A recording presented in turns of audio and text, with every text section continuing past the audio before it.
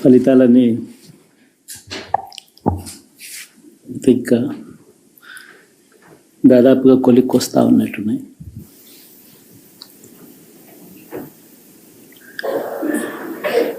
చూసిన ఫలితాలు, జరిగిన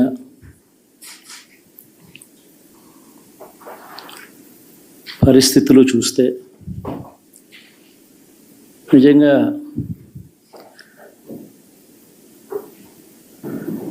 ఆశ్చర్యంగా కూడా ఉన్నాయి.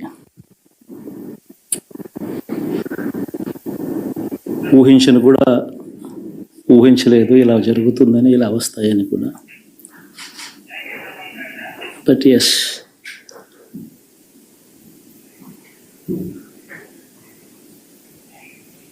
అమ్మఒడి అందుకున్న 53 లక్షల మంది తల్లులకు మంచి చేసినాం, పిల్లలు బాగుండాలి, వాళ్ళ చదువులు బాగుండాలని తాపత్రయపడుతూ అడుగులు వేసాం. మరి అక్క చెల్లెమ్మల ఓట్లు ఏమయ్యాయో తెలీదు. 66 లక్షల మంది అవ్వాతాతలకు, వితంతులకు, వికలాంగులకు గతంలో ఎప్పుడు జరగని విధంగా మంచి చేసాం. వారి కష్టాల్లో తోడుగా ఉంటూ, వారి కష్టాన్ని అర్థం చేసుకుంటూ, వారి ఇంటికే పంపించే వ్యవస్థను సైతం తీసుకొస్తూ, గతంలో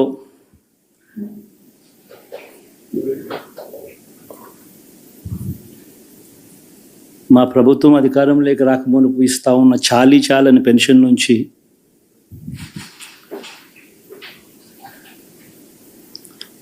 ఎంతో మంచి చేస్తూ అడుగులు వేసినా కూడా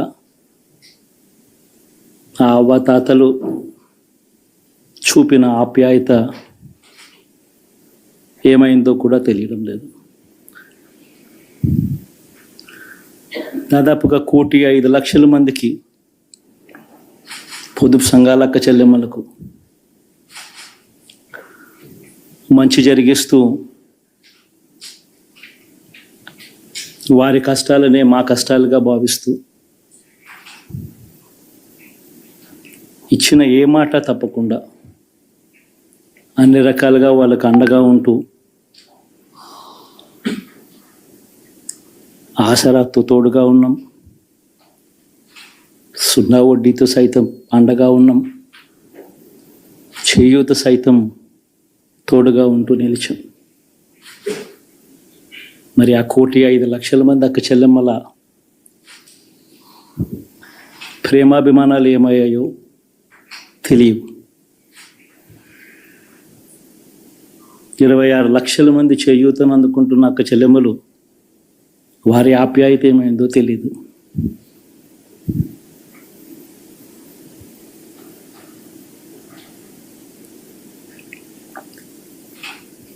పిల్లల చదువుల కోసం ఏ తల్లి ఏ తండ్రి ఇబ్బంది పడకూడదు అని మొట్టమొదటిసారిగా పూర్తి ఫీజులు ఇస్తూ తీసుకొచ్చి అందగా నిలిచాం. చదువుల్లో ఎప్పుడూ చూడని మార్పులు తీసుకొచ్చాం. దాదాపుగా 12 లక్షల మందికి సంవత్సరానికి మంచి జరిగిస్తూ, ఆ పిల్లలు, ఆ తల్లుల అభిమానం ఏమైందో కూడా తెలియదు.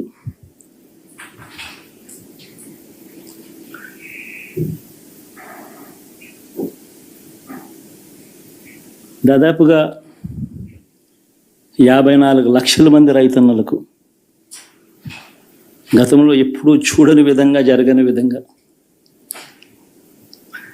పెట్టుబడికి సహాయంగా అందించే కార్యక్రమం మొట్టమొదటిగా జరిగింది మన ప్రభుత్వం వచ్చాకే.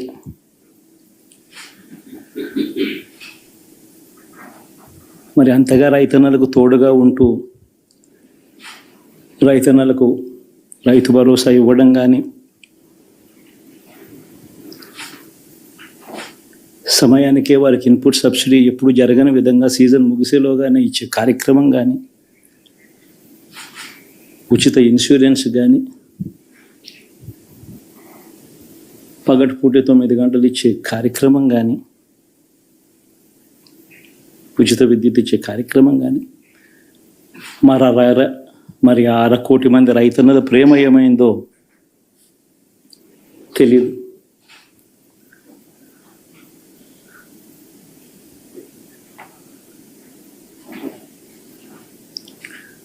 మరి ఇన్ని కోట్ల మందికి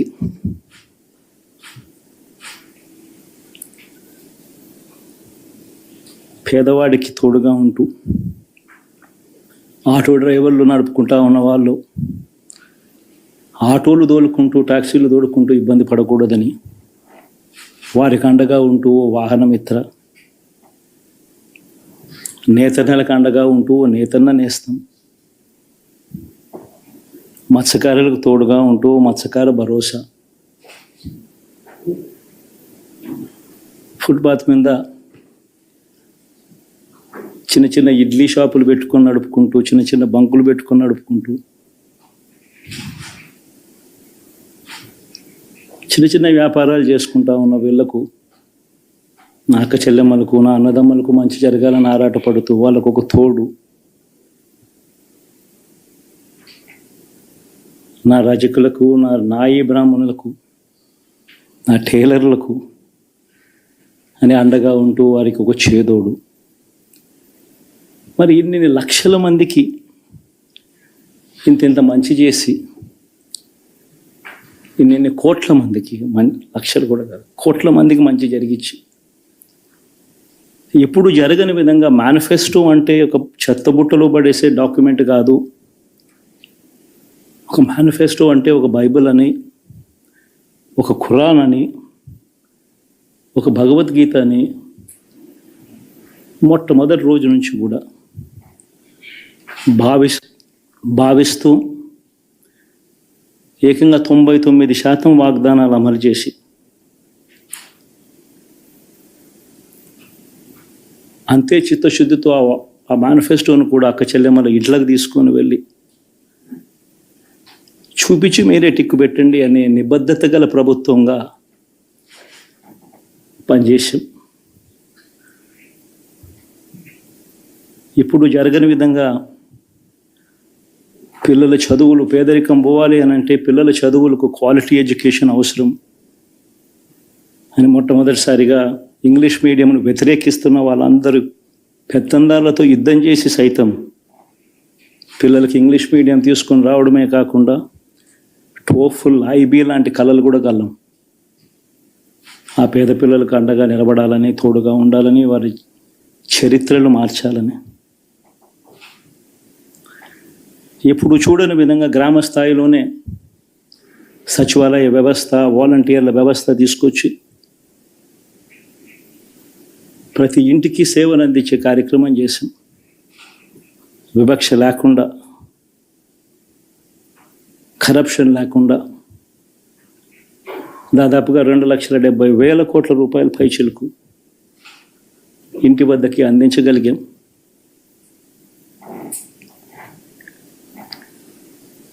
ఇప్పుడు చూడని మార్పులు తీసుకురావడమే కాకుండా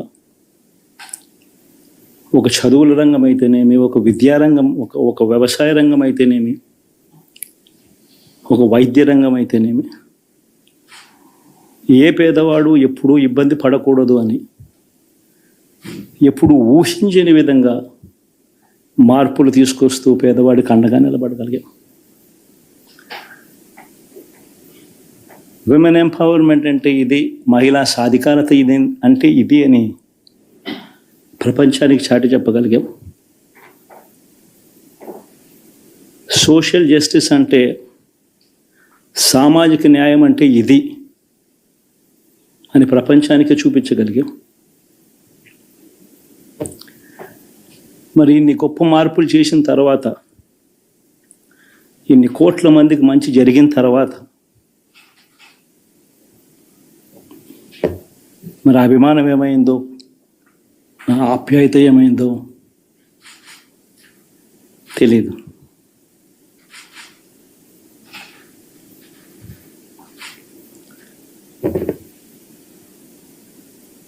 ఎవరో మోసం చేశారు, ఎవరో అన్యాయం చేశారు అని చెప్పి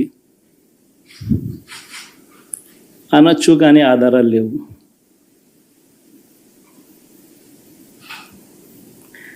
ఏం జరిగిందో దేవుడికి తెలుసు. పెద్ద నేనైతే చేయగలిగింది ఏమీ లేదు. ప్రజల తీర్పు తీసుకుంటాం, కానీ మంచి చేయడానికి మాత్రం ప్రజలకు తోడుగా ఖచ్చితంగా ఉంటాం. వాయిస్ ఆఫ్ ది వాయిస్లెస్ కింద ఈ పార్టీ తాను చేయాల్సిన పని తప్పకుండా చేస్తుంది. పేదవాడికి అండగా ఉండే కార్యక్రమంలో ఎప్పుడూ కూడా పేదవాడికి తోడుగా ఉంటూ గలం విప్పుతుంది, పేదవాడికి అండగా నిలుస్తుంది. పెద్ద పెద్ద వాళ్ళ కూటమి ఇది, ఢిల్లీలో సైతం శాసించే పరిస్థితుల్లో ఉన్న కూటమి ఇది. ఆ కూటమిలో ఉన్న బీజేపీకి, ఆ కూటమిలో ఉన్న చంద్రబాబు గారికి, ఆ కూటమిలో ఉన్న పవన్ కళ్యాణ్ గారికి, అందరికీ కూడా వాళ్ళ గొప్ప విజయానికి అభినందనలు.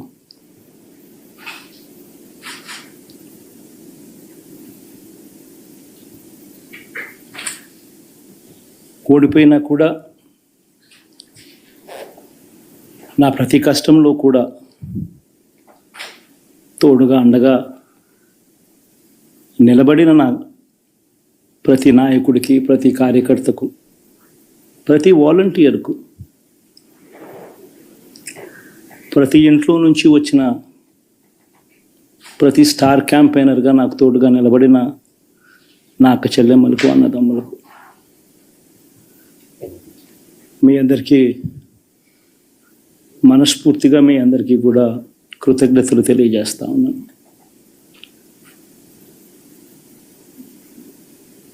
ఏం జరిగిందో తెలియదు, కానీ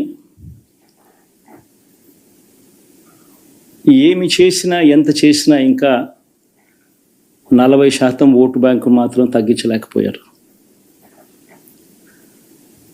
ఖచ్చితంగా మళ్ళీ ఇక్కడి నుంచి లేస్తాం.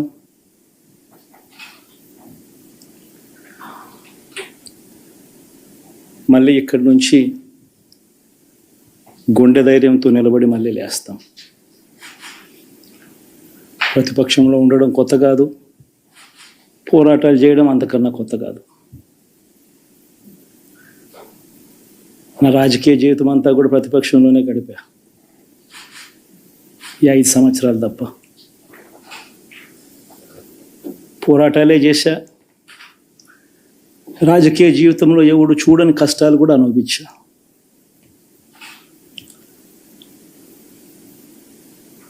ఇప్పుడు అంతకన్నా కష్టాలు ఏదైనా పెట్టినా కూడా సిద్ధంగా ఉన్నాం, సిద్ధంగా ఎదుర్కొంటాం. ఆల్ ది వెరీ బెస్ట్ గవర్నమెంట్లోకి వచ్చిన వాళ్ళకు. Thank you.